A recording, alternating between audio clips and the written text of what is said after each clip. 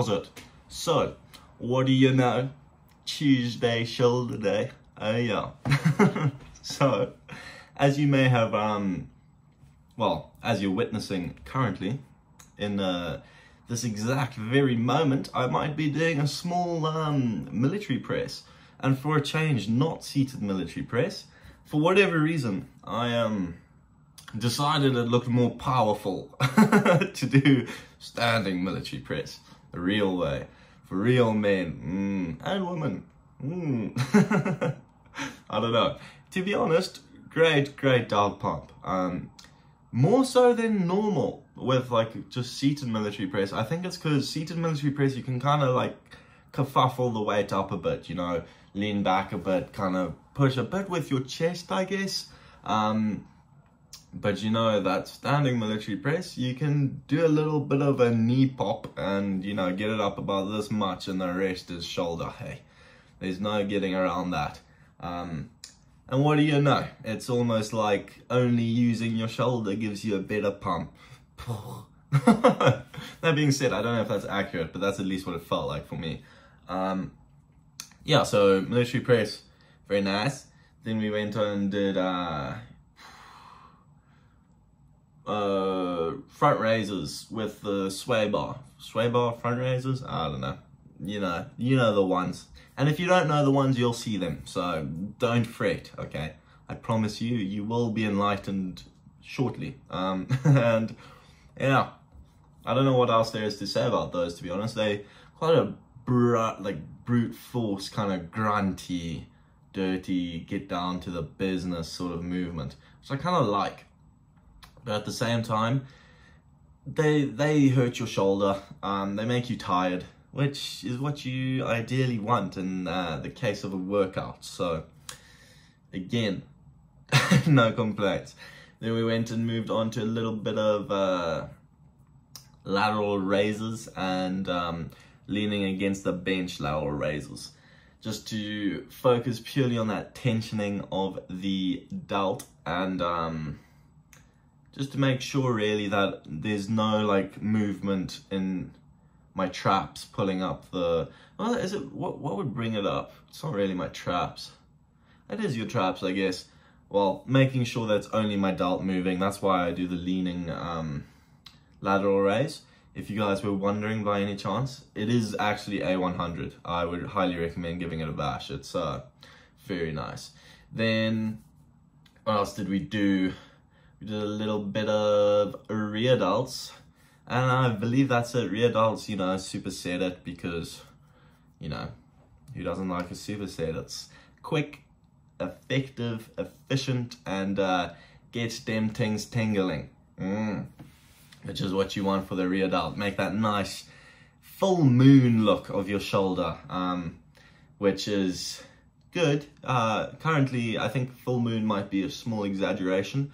Perhaps I'm more of an asteroid or a dandelion. Dandelions are circular. Yeah, otherwise, posing was good. We found some naughty light. I guess we'll see if I can edit it into looking good, because sometimes when there's too much light, it actually makes my, it like spasms my brain out and I don't quite know how to, what to do. But yeah, I hope, no, that's not what I'm supposed to be saying quite yet. So, again, as it's exam season, at least for myself, and exam season with gym, you know, can be rather overwhelming, you know, stressful. And I'm here to tell you, don't fret, all right?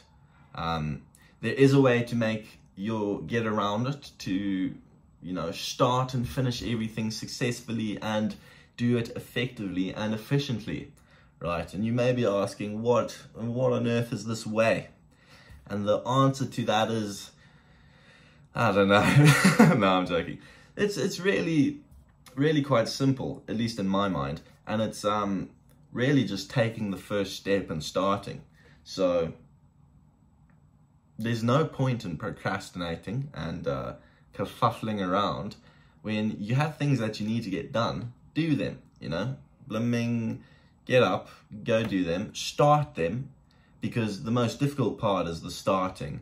And then, at least with myself, what I've found is once you start it, give it like, in the gym, you know, a couple sets. With the studying, you know, a couple equations in terms of math. If you're doing science, maybe a couple formulas, experiments, a little bit of, you know, mixing of the moist things.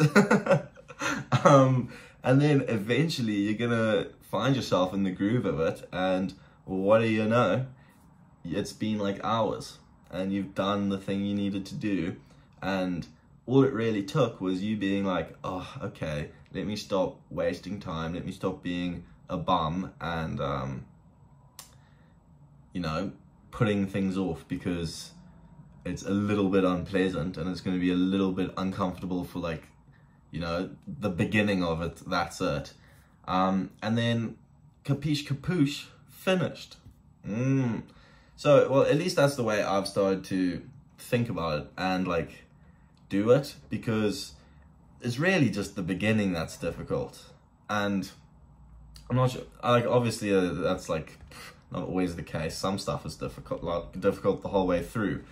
But with gym, at least, if you're telling yourself it's difficult the whole way through, you're kind of lying to yourself, because it's just getting there that's the difficult part. If you aren't, like, luckily for me, I enjoy most of my workouts and I enjoy most of the days I go to gym. But obviously, like all people, some days you don't. And those days you're not enjoying it. It's just the only difficult part is getting there. The second you're there and you're moving them heavy weights, you already know, oh yeah, caveman brain turns on and it's happy days. Same thing with reading, you know. Open the book, read a page. Once you're a page in, all of a sudden you're a scientist, you know, ready to solve the blooming universe's problems. Mathematics, exactly the same. Albert Einstein has nothing on you the second you do that first calculation. That's rich coming from me. I just spent the whole morning doing bloody math. I'm no Albert Einstein. Yeah, but I think that's just like a general sort of thing you should think about whenever you don't want to do something is, right, like with me at least, I remember when I was a kid, I always used to like be scared of jumping into the cold pool, and I've formulated this great idea and I've kept it with me throughout all these years, which is, I don't know why, don't ask me why, but count to 7, I don't know why 7, and then just jump in. And it's like, okay, count to 7, and then when 7 hits, you just jump in. Like there's no, oh, it's gold, you just jump in and you deal with it. And if you can kind of do that as well with everything else, it's like, oh, I don't want to go to gym, and then you count to 7. 7's up, time to go, you know? By the time you've counted to 7, you would technically be on your way to gym, which is the hardest part. It's really as simple as counting to 7. Again, don't ask me why the number 7, but it's what resonated with me at a young age for some reason. So it could have actually been my lack of ability to count. Maybe I thought 7 was like 5. I just kind of got mixed up a bit, missed 3 and 4. But whatever. Anyway, I hope that's been slightly insightful, you know. Again, I'm no genius, no doctor, no scientist. I do just be me, which is some fella. So in other words, take everything I say with a grain of salt. Don't, you know, take what you hear on the internet word for, because most likely it's not true. And I would hate to be a source of misinformation. I'm just airing out what I think, you know. But anyway, I hope you've enjoyed and you can at least use a smidgen and implement it into your life. Small bit of food for thought. Well, anyway, thanks for watching, and we'll see you tomorrow.